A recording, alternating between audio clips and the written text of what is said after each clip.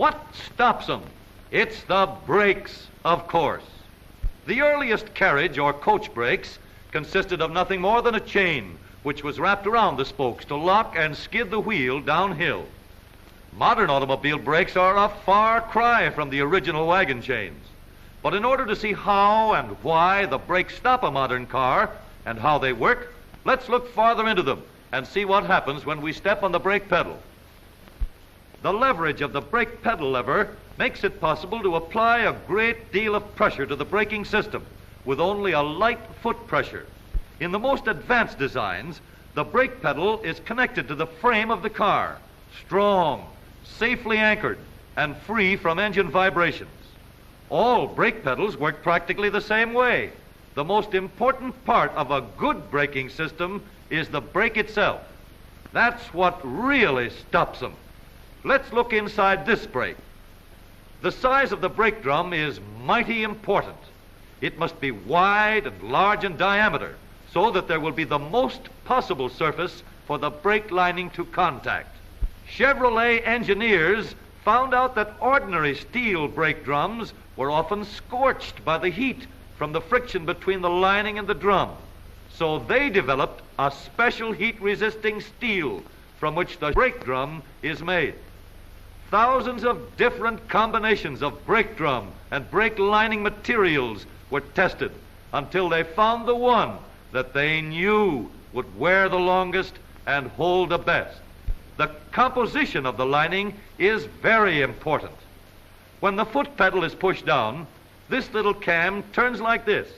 It pushes the brake shoes outward and against the drum. And here's a very interesting point about this brake. Two links which swing from a stationary point have their outer ends connected to these far ends of the brake shoes. Because these far ends of the brake shoes can swing free, the force from the cam pushes the brake shoes and linings against the brake drum with equal pressure all around. That's what really stops the car. Full gripping surface all around. In addition, this design makes the linings wear evenly and adds greatly to their life because the two links make the brake shoes self-adjusting in full contact with the brake drum under all operating conditions whenever you step on the brake pedal. The efficiency of a brake is always decreased if sand, dirt, mud, and rain get between the lining and the brake drum. So another mighty important part of the brake drum is this flange that protects the lining from wear. This flange forms a little gutter in which water and dirt are collected when they enter at the top of the drum. The mud and water are carried around to the bottom side where they run out. In this manner, the brake drum and lining are kept clean and dry, so this seal ensures smooth and efficient operation in all weather. For long life and dependability, all operating parts must be plated with either zinc, chromium, or cadmium. Such materials keep rust from weakening the brakes. These brakes are the finest you can get. The action of both the pedal and the drum must be mechanical, regardless of what's used to connect them.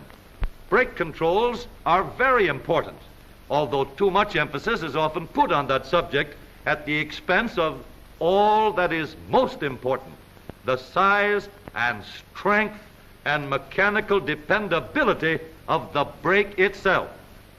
The connections between the brake pedal and the brake drums must be strong and absolutely dependable. They must be flexible enough to absorb road shocks without getting out of shape, yet they must have solid strength. Brakes are always most important in an emergency, so good brake controls must always work. They must be long-lived, and they must wear long and well. Steel cable is not affected by weather, road shocks, or deterioration. A steel cable is sure and gives positive action, and the wear on a steel cable is negligible. Strong steel cables provide powerful, unfailing, and flexible connections between the brake pedal and the brake itself. Even if we were to disconnect 1, 2, or even 3 of the cable-controlled brakes, there is sufficient power in the fourth brake to ensure stopping the car.